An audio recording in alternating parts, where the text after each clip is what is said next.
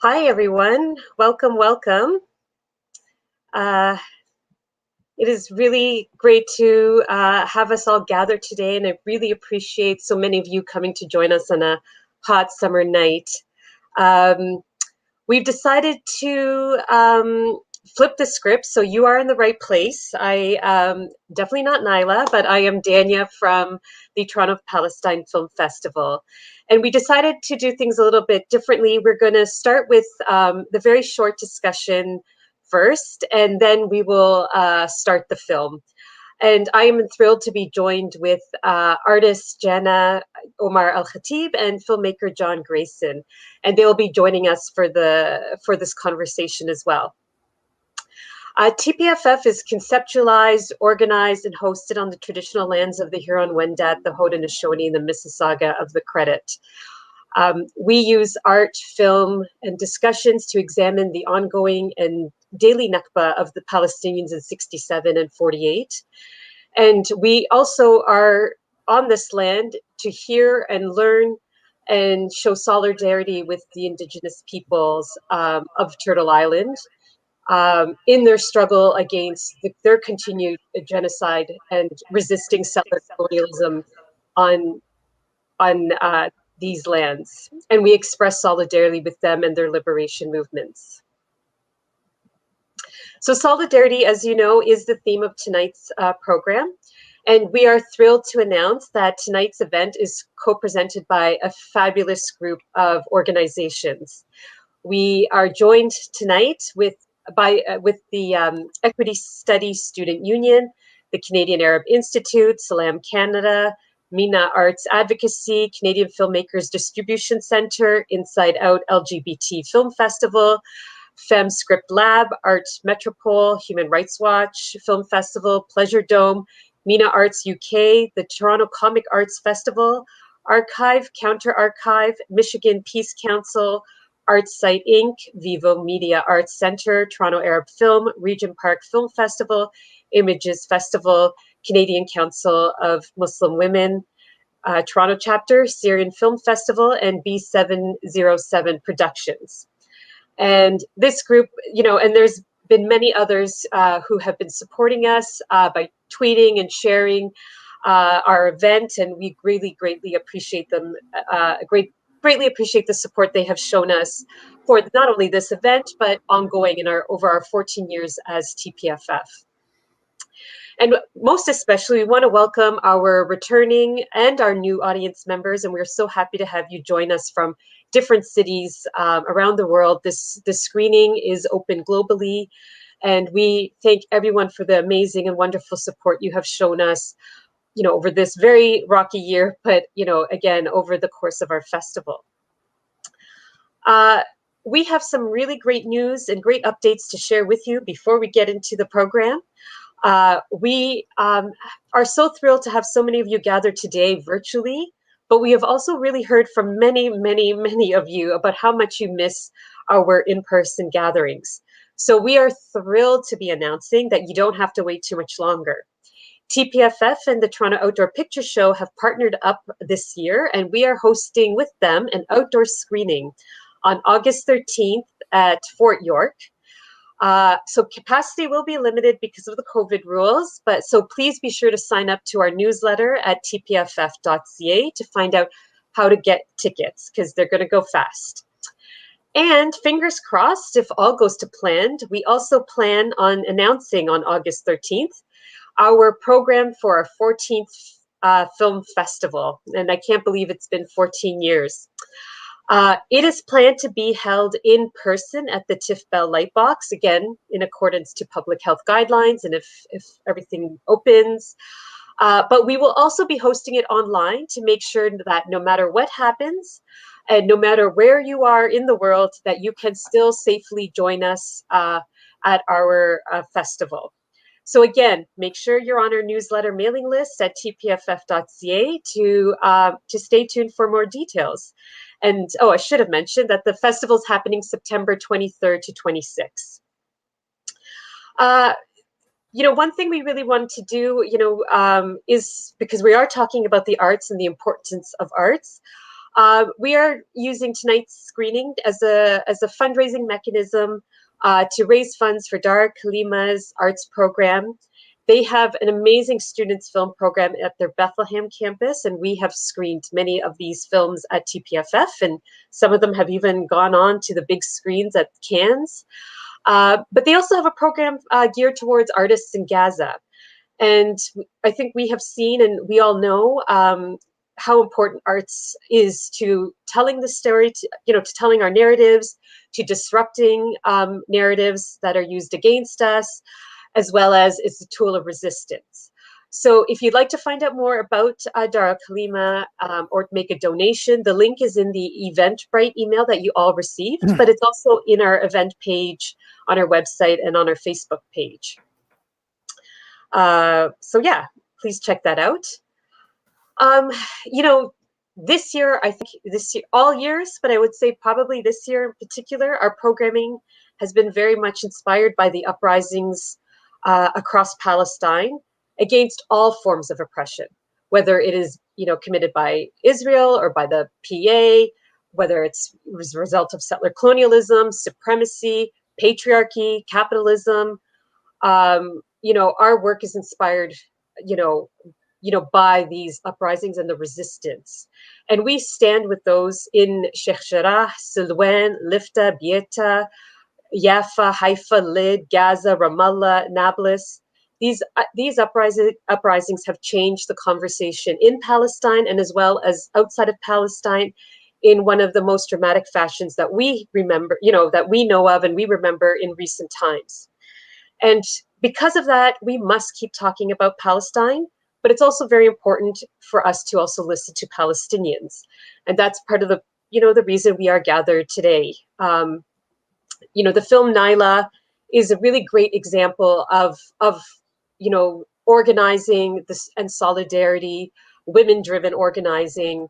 And so it's a great educational tool, as well as a very inspiring one as well.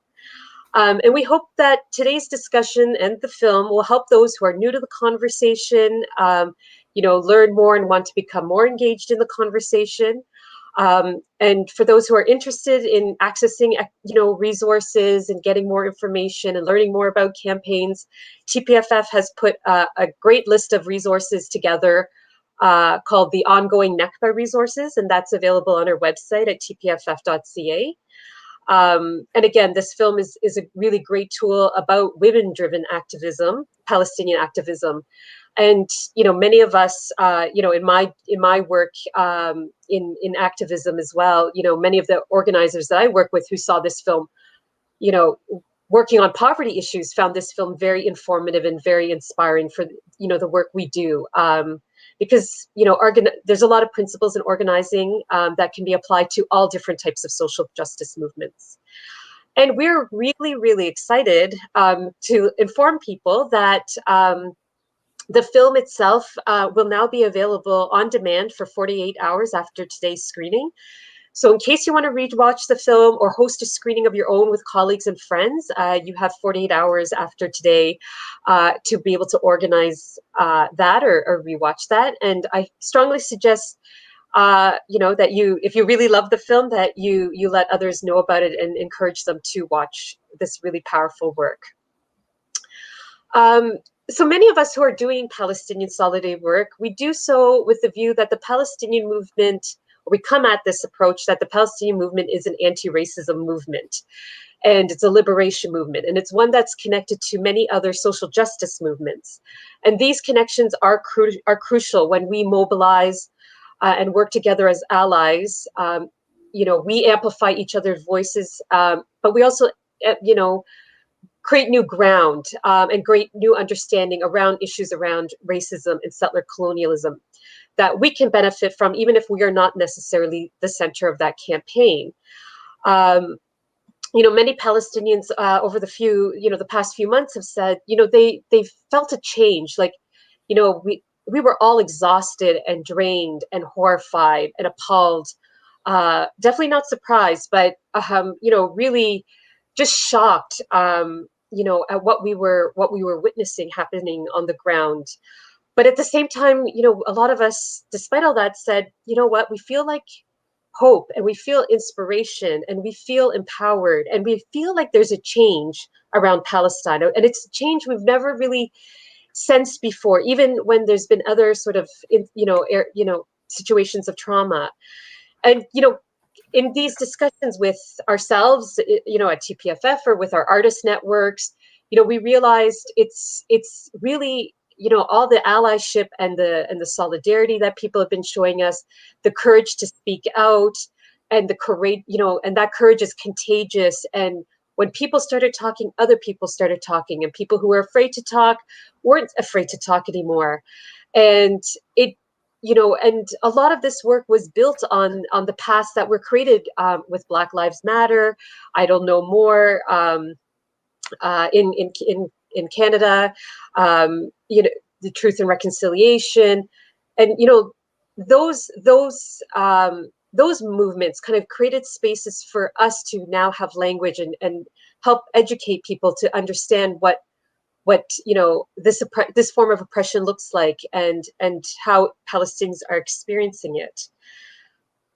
So it's important to acknowledge that the work and the activism and the mobilizing that we've been seeing didn't just start this year.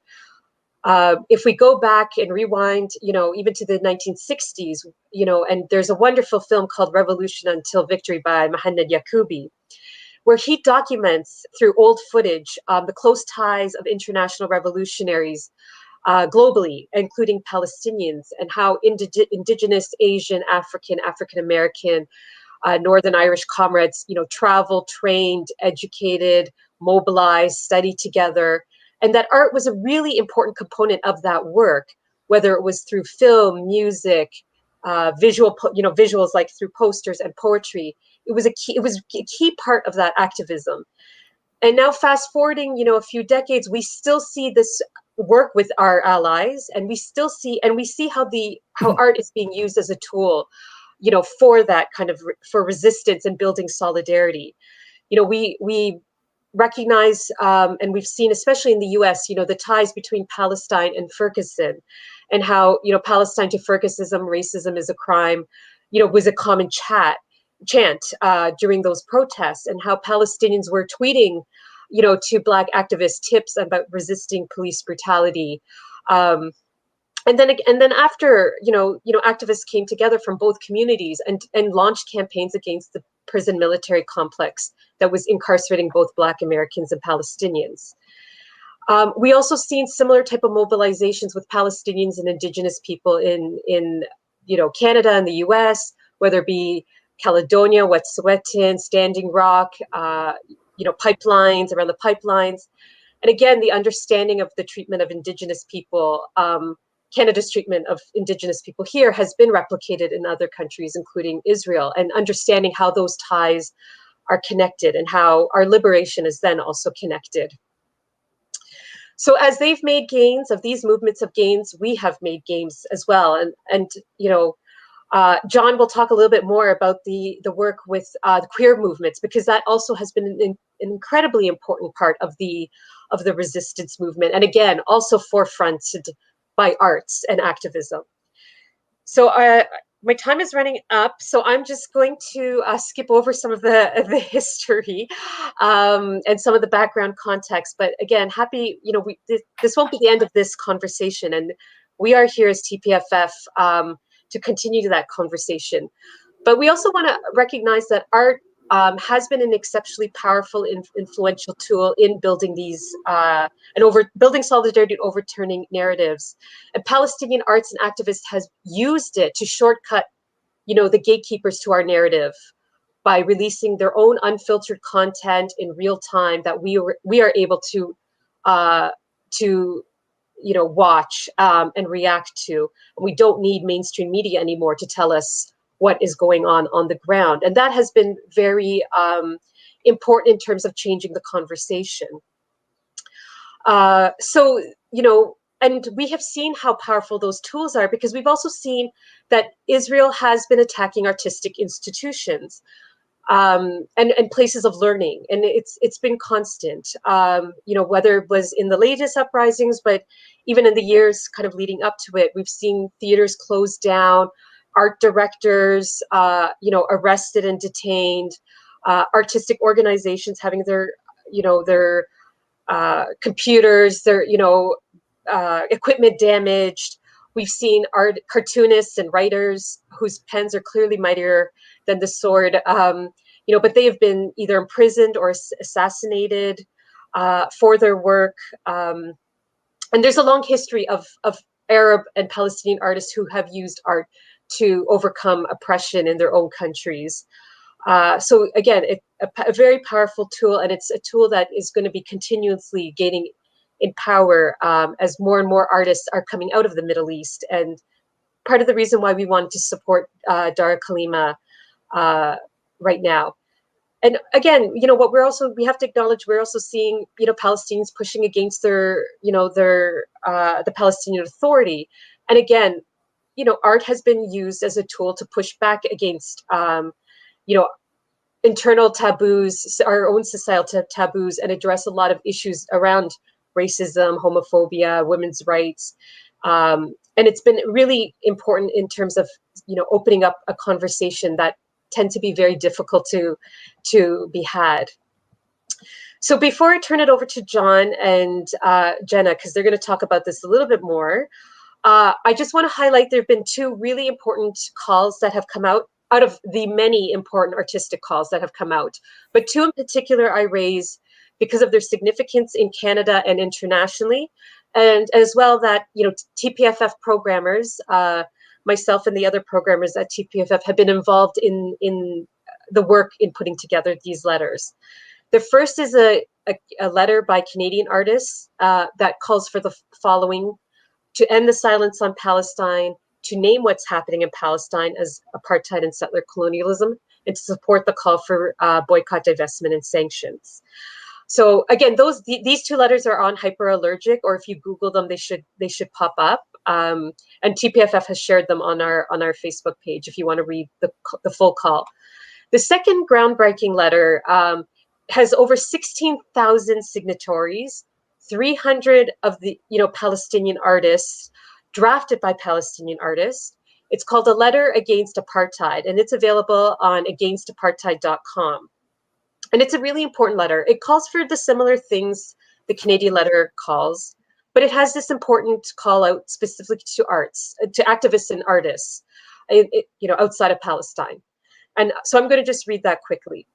It says, we call on activists, especially our peers in the arts, to exercise their agency within their institutions and localities to support the Palestinian struggle for decolonization to the best of their ability. Israeli apartheid is sustained by international complicity. It is our collective responsibility to redress this harm. We ask you to be brave. We ask you to come forward, speak up, and take a clear public stand against this ongoing injustice in Palestine. So again, we're not looking for perfection, but we're looking for, we understand people are coming in different places, on different trajectories. People are learning, but the both letters are asking us not to be silent. So as I said, John will be talking, and Jen and John will talk about their projects, and we have TPFF coming up in September. But some quick tips, as for art organizations, if they, on what they can do. Again, don't be afraid. The solidarity movement is large and it's growing and it's diverse, and there is a lot of evidence that backs up, all our claims. Human Rights Watch has an important report right now, so you should not be afraid to say Free Palestine. Just like we're not afraid to say, or we should not be afraid to say, Black Lives Matter. We are not inventing a wheel, but we're building upon the amazing work that many activists and artists have been doing. So, depending where you're at, don't be afraid to read, don't be afraid to learn, to watch, to share, to join events, and then decide, what else you can do from that point. We also want to make sure that people understand the importance of bringing Palestinian work and bringing Palestinian voices into our spaces.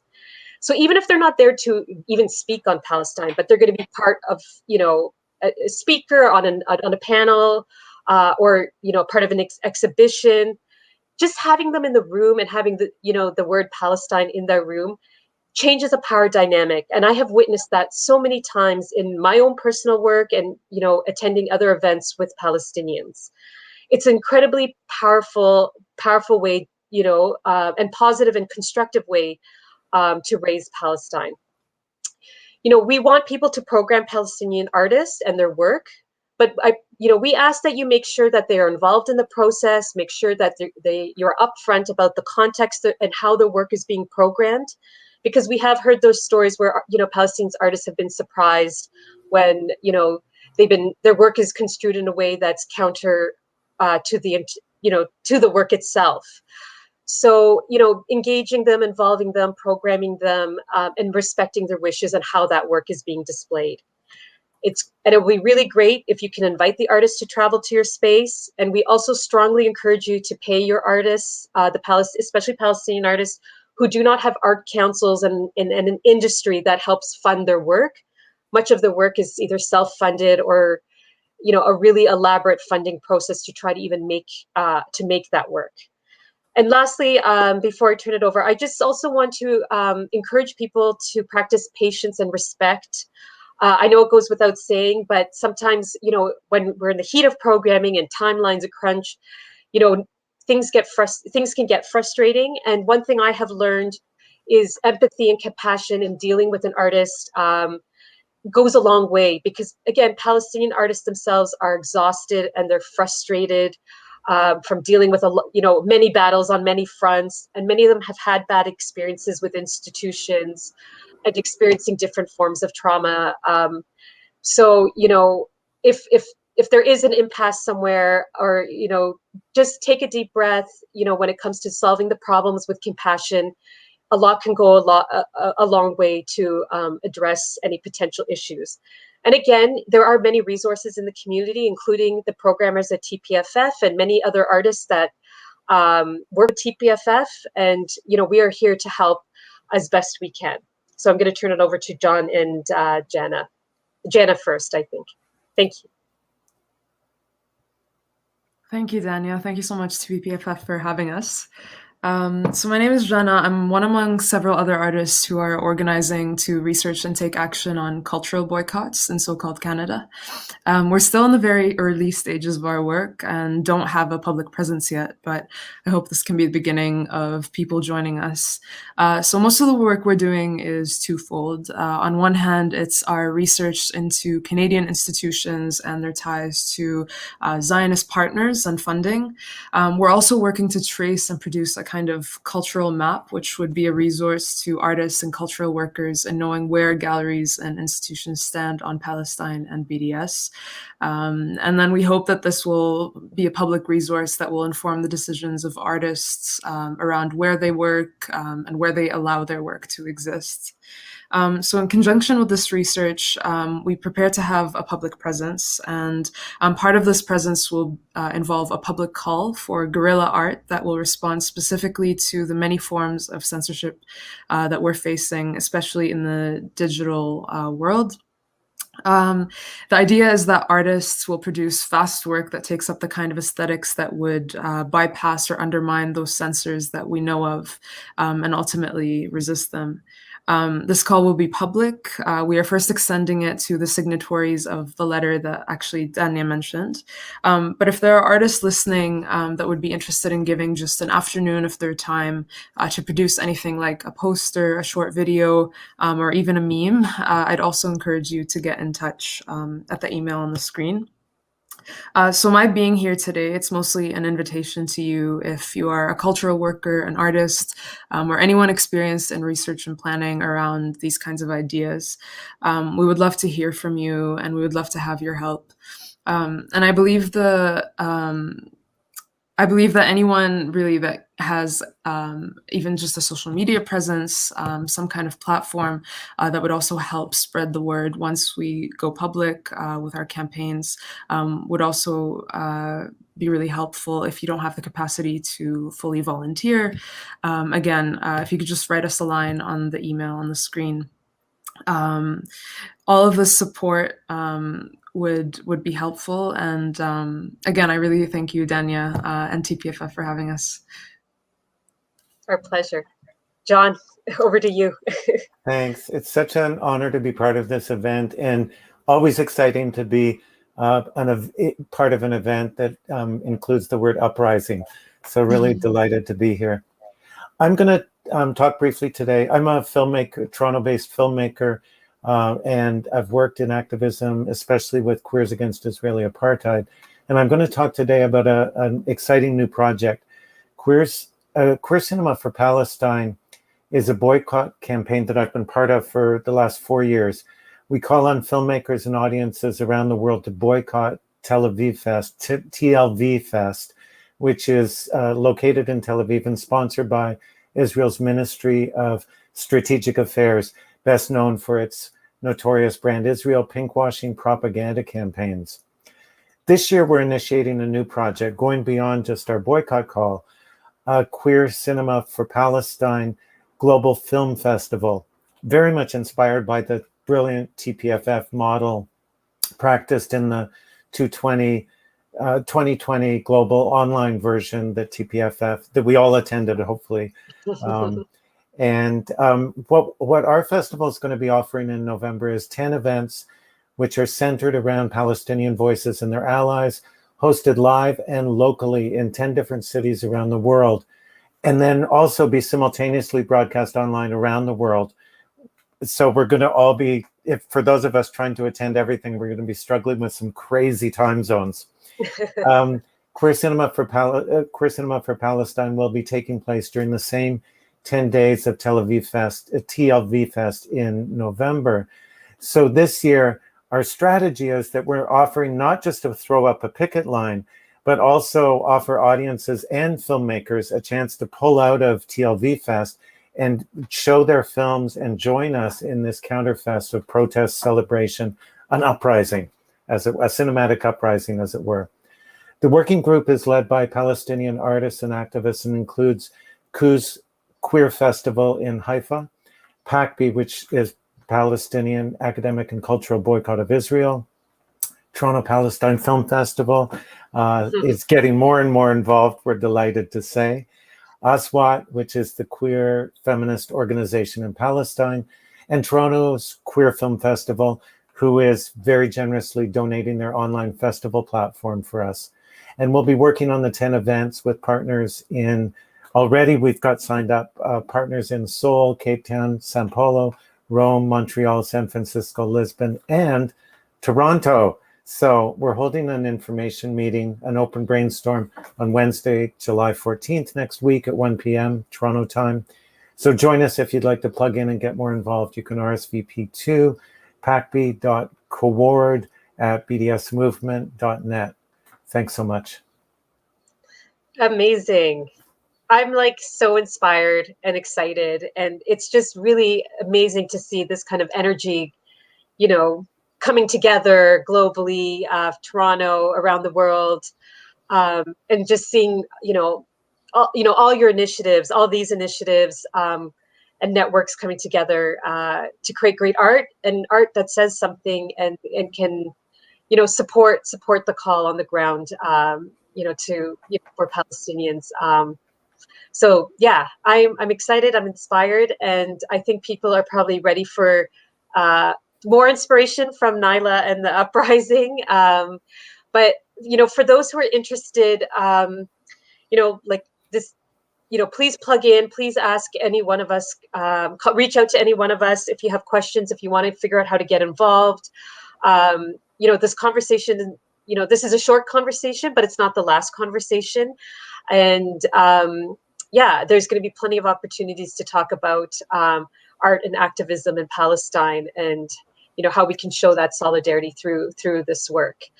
So I think that's it for me. I think it's time, or us, I guess, it's time for the movie.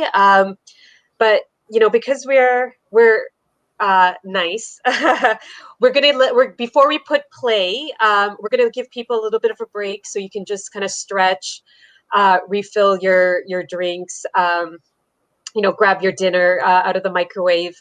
So we will push play at 7:40, the movie will start running.